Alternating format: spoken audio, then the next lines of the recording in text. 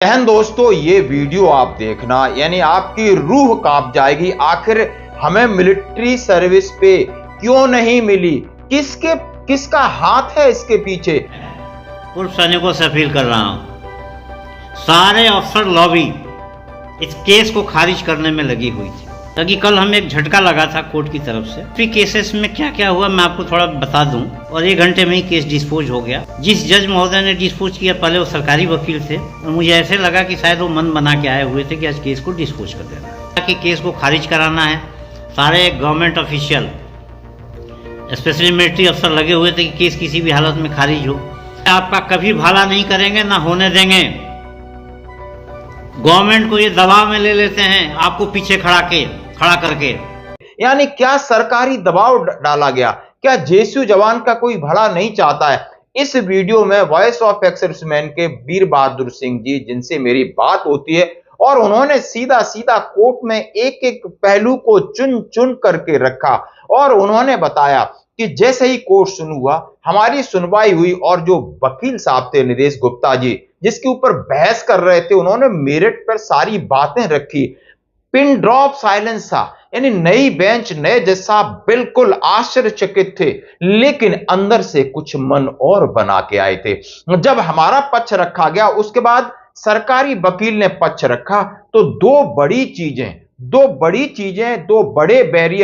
बड़ी चीजें सामने रखी, और जिनको सुनकर के शायद जज साहब को मजबूर होना पड़ा हमारे अगेंस्ट फैसला देने पर। हाँ जी दोस्तों, वो कौन सी 2 चीजें आप इनके मुंह से सुनिए। फिर उन्होंने कहा सरकारी वकील से क्या बोलिए। सरकारी वकील बड़ी चालाकी से मेरिट के ऊपर बहस ही नहीं किया।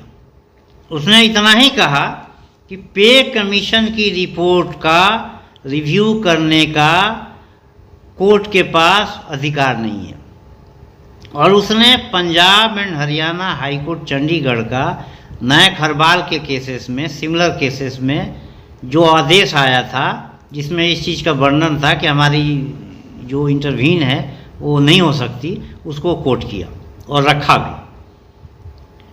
और मुझे लगा कि ये वकील जो हैं प्लान करके आए हैं, एजेंसियां प्लान करके आई हैं कि मेरिट में तो हम निकल नहीं सकते इन लोगों से, क्योंकि सारे फैक्ट रखे हुए हैं, और सारे दस्तावेज हमारे अपने मैन्युफैक्चर्ड नहीं है। सारे दस्तावेज गवर्नमेंट ऑफ इंडिया से लिया हुआ है, अथॉरिटी से लिया हुआ है, तो उसको डिनाई कैसे करें? ये पहले एक बात रखी कि ये case Haryana Punjab high court से खारिज हुआ है। किस बेस पर हुआ है?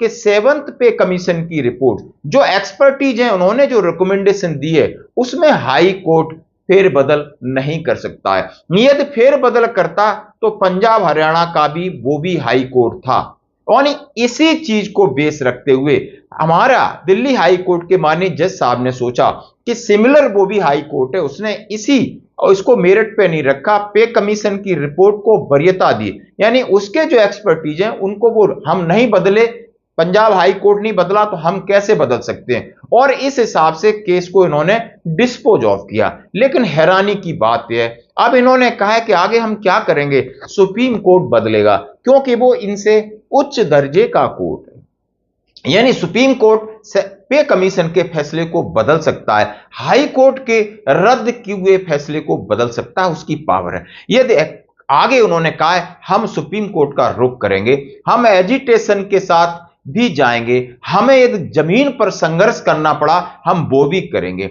यानी बहुत दुखी थे। उन्होंने बोला हम 7-8 साल की मेहनत पर एक क्षण में पानी फेर दिया, और उन्होंने सीधा सीधा हमारे अफसर लॉबी को कोसा। उन्होंने कहा है कि नहीं, इन्होंने हमारा साथ नहीं दिया, इन्होंने हमें आगे रख करके अपना भला तो किया, और एमएसपी में ये एक बहुत बड़ा एग्जाम्पल देखा है। उन्होंने ये भी अपील की, यदि आप किसी अधिकारी जो रिटायर्ड हैं, अपना सैनिक संगठन चलाते हैं, तो जरा आप दूरियां बना लीजिए, और उन्होंने कहा है आप एकजुट हो जाइए। यदि आपको अपने लिए निर्णय चाहिए, सभी याद आप जेएसयू जवानों का भला चाहते हो, तो आपको अपनी लड़ाई खुद लड़नी होगी।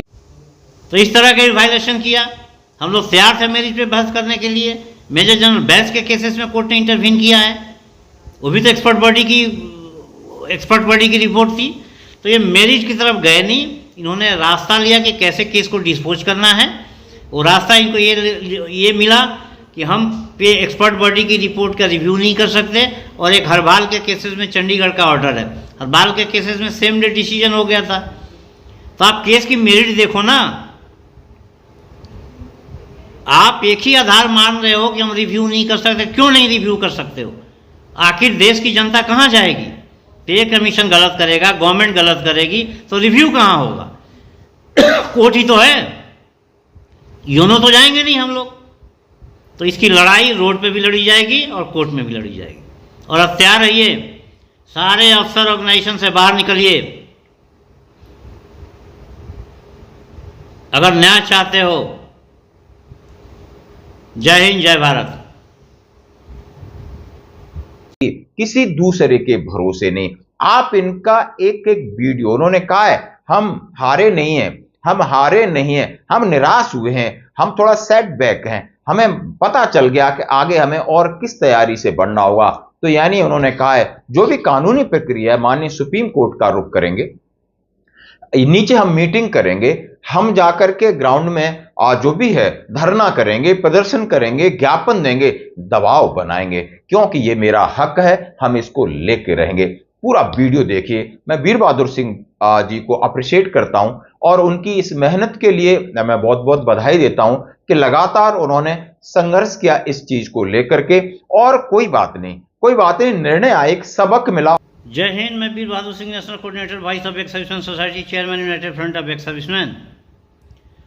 कल एमएसपी केसेस में क्या क्या हुआ मैं आपको थोड़ा बता दूं, ताकि कल हमें एक झटका लगा था कोर्ट की तरफ से। एमएसपी केस हम लोग पिछले 6-7 महीने से लड़ रहे थे, काफ़ी मेहनत किया हुआ था। सारे जो भी फैक्चुअल एविडेंसेस है हमने गवर्नमेंट से लेकर लगाई हुई थी। हमें पूरा भरोसा था कि कोर्ट इसको इग्नोर नहीं करेगी। नहीं, कल नई बेंच थी, नई बेंच के सामने केस आया और 1 घंटे में ही केस डिस्पोज हो गया। जिस जज महोदय ने डिस्पोज किया, पहले वो सरकारी वकील थे और मुझे ऐसे लगा कि शायद वो मन बना के आए हुए थे कि आज केस को डिस्पोज कर देना है। हमारी सीरियल नंबर 8 पे थी, कोर्ट नंबर 4 में। 7 तक जब सुनवाई हुई तो जज महोदय ने 2 मिनट का ब्रेक लिया। ब्रेक लेने के बाद आए और बहस शुरू हुई। हमारे वकील सीनियर एडवोकेट नीलेश गुप्ता ने मेरिट पे बहस शुरू की और मेरिट था सारा कुछ का, जिसको जज महोदय ने माना भी, एग्री भी किया। अपने जो कमेंट्स पास कर रहे थे उसमें कह भी रहे थे। हमारी बहस के दौरान जो भी फैक्ट थे, मटेरियल फैक्ट थे, फैक्चुअल फैक्ट थे, सब रखे गए। पे कमीशन की रिपोर्ट पढ़ी गई, 7P कमीशन की रिपोर्ट पढ़ी गई। हमने एडिशनल एफिडेविट RTI लगा के मांगा था, उसको भी दिखाया गया, पढ़ा गया, बोला गया। जज महोदय ने भी कहा कि हाँ हमने देखा है, हमने पढ़ा, आई नो। तो ऐसे लगा जब हमारी बहस शुरू हुई तो दोनों जज एक पिन ड्रॉप साइलेंस, कोर्ट में पिन ड्रॉप साइलेंस हो गया। हमें लगा कि अब निर्णय हमारे पक्ष में हो जाएगा, क्योंकि कोई फैक्ट को नज़रअंदाज नहीं कर रहे हैं, कोई सवाल जवाब नहीं कर रहे हैं, कोई क्रॉस क्वेश्चन नहीं कर रहे हैं, सब हमने रख दिया है, उसको एग्री भी कर रहे हैं। तो जो पिन ड्रॉप साइलेंस थी, मैं ऑब्जर्व किया, थोड़ा सा उनके चेहरे भी मैंने पढ़ने की कोशिश की। ऐसे लगा जैसे वो किकित विमूढ़ हो गए, क्या करें। तो उसको काटने के बजाय इन्होंने कहा कि पे कमीशन की रिपोर्ट का रिव्यू करने की संभावना कोर्ट के पास न के बराबर है, और एक कोई आदेश की कॉपी इन्होंने सुप्रीम कोर्ट के आदेश की कॉपी लगाई। दूसरा कहा उन्होंने कि नायक हरबाल के केसेस में, ये सिमिलर केसेस में हाई कोर्ट हरियाणा चंडीगढ़ ने पहले डिसीजन दे दिया है और केस को खारिज कर दिया है, इसलिए इस केस को भी खारिज कर दिया जाए। हमारे वकील ने फिर दोबारा कहा कि नहीं, सुप्रीम कोर्ट का ये भी रूलिंग है कि अगर वायलेशन है, अगर डिस्क्रिमिनेशन है तो कोर्ट इंटरवीन कर सकती है। वो कागज भी कोर्ट के सामने रखा। खैर बहस हुई। बहस होने के बाद जो कोर्ट ने निर्णय दिया वो मेरिट पे नहीं दिया। और निर्णय ये दिया कि rarest of the rare cases में पे कमीशन की रिपोर्ट में हम इंटरवीन कर सकते हैं। और दूसरा दिया कि Punjab and Haryana court, high court ने सिमिलरली इसमें डिस्पोज कर दिया है पहले, और वही कोर्ट जो हरियाणा का आदेश है, हाई कोर्ट पंजाब हरियाणा चंडीगढ़ का, उसी को उतारने के लिए कहा। हमारी बात भी रखी, हमारी बात को भी माना और उसका भी मेंशनिंग किया। लेकिन ये केस डिस्पोज हुआ है 2 आधार पे कि हाई कोर्ट पे कमीशन की रिपोर्ट जो एक्सपर्ट बॉडी है उसका रिव्यू करने का अधिकार नहीं है, rarest of the rare cases में है। और दूसरा, सिमिलर केसेस का डिस्पोज एक हाई कोर्ट ने कर दिया है, लिहाजा इसको भी उसी आधार पर डिस्पोज किया जाता है। देखिए ऑर्डर क्या आता है। हम लोगों ने फैसला किया है कि इसको हम लोग सुप्रीम कोर्ट में चैलेंज करेंगे, क्योंकि चलिए एक हाई कोर्ट के ऑर्डर को दूसरा हाई कोर्ट नहीं बदल सकता, इनकी अपनी कोई बात होगी, सुप्रीम कोर्ट तो बदल ही सकता है। और rarest of the rare case है, हाई कोर्ट भी चाहते तो मान सकते थे कि आप जो पैरामीटर बता रहे हो एमएसपी का, वो पैरामीटर बता कुछ और रहे हो और अमाउंट दे कुछ और रहे हो। काफ़ी इस पे बहस की गई, सारा डाटा रखा गया। इवन हम लोग इसके लिए भी तैयार करके बैठे थे कि जैसे जैसे वो बात करती हैं, सरकारी वकील बात करते हैं, उसका भी हम लोगों ने काउंटर तैयार कर रखा था पिछले बहस में। जैसे उन्होंने पिछले बहस में कहा था रैंक पे का आधारित, तो हमने डेबिट लगा रखी थी कि रैंक पे इनके बेसिक में पहले ही शामिल हो चुका है, स्पेशल डिस्टर्बेंस अलाउंस उनके बेसिक में पहले ही शामिल हो चुका है। पैरिटी विद सिविलियन हमने कहा पहले 3 से 4% था, पे कमीशन की रिपोर्ट थी जो कि अब 19% हो गई है। वो सब हमने दस्तावेज लगा रखे थे, तो उसकी तरफ ये लोग गए ही नहीं। इनको रास्ता निकला कि केस को खारिज कराना है। सारे गवर्नमेंट ऑफिशियल, स्पेशली मिलिट्री अफसर लगे हुए थे कि केस किसी भी हालत में खारिज हो। तो रास्ता क्या हो, मेरिट का रास्ता चुन नहीं सकते थे। तो यही बहाना है कि हाई कोर्ट रिव्यू नहीं कर सकता पे कमीशन एक्सपर्ट बॉडी की रिपोर्ट को, और दूसरा चंडीगढ़ हाई कोर्ट के आदेश का। इस आधार पे वो पतली गली से निकल लिए। लेकिन हम लोग इसको सुप्रीम कोर्ट में चैलेंज करेंगे। और मैं पूर्व सैनिकों से अपील कर रहा हूँ, सारे अफसर लॉबी इस केस को खारिज करने में लगी हुई थी। एक महिला वकील जो आती है बार बार दावा करती है कि मैं लड़ रही हूँ, उसका तो नंबर पढ़ा ही नहीं हो। जब बोलना शुरू किया तो जज ने डांट भी दिया, वो अपने सीनियर वकील को नहीं ले आई थी। तो सारे अफसर लॉबी इस केस को खारिज कराने में लगे हुए थे, केस को डिस्पोज करने में।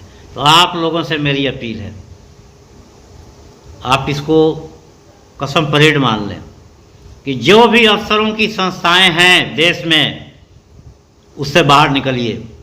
अगर आप न्याय चाहते हैं, भेदभाव के खिलाफ लड़ना चाहते हैं, ये आपका कभी भला नहीं करेंगे, ना होने देंगे। गवर्नमेंट को ये दबाव में ले लेते हैं, आपको पीछे खड़ा करके आप निकलिए, गवर्नमेंट को एक संदेश दीजिए। दूसरा, हम लोग मीटिंग करेंगे, जरूरत पड़ेगी तो प्रदर्शन भी करेंगे, और सुप्रीम कोर्ट में चैलेंज तो करना ही करना है, क्योंकि हमारी मेरिट पे बहस ही नहीं हुई, मेरिट पे निर्णय ही नहीं हुआ। निर्णय 2 आधार पे हुआ है कि भाई हमारी पे कमीशन जो एक्सपर्ट बॉडी है उसकी रिव्यू कोर्ट नहीं कर सकती। क्यों नहीं कर सकती? अगर पे कमीशन गलत करेगा, गवर्नमेंट गलत करेगी, तो हम कहाँ जाएगा, देश के नागरिक कहाँ जाएगा, एम्प्लॉय कहाँ जाएगा? मैं आपको बता देता हूँ, जब 12,000 एक जवान का, 17,000 एक जेसीओज का रिकमेंडेशन किया था पे कमीशन ने, इन्हीं अफसरों ने उसका विरोध किया, उसको परसेंटेज के आधार पे करवाया और पीछे जवान खड़े किए। और यही एक गवर्नमेंट है जो मानी, जिसका नतीजा ये हुआ कि 12,000 से जो डिसेबिलिटी पेंशन था वो कम हो गई जवानों की।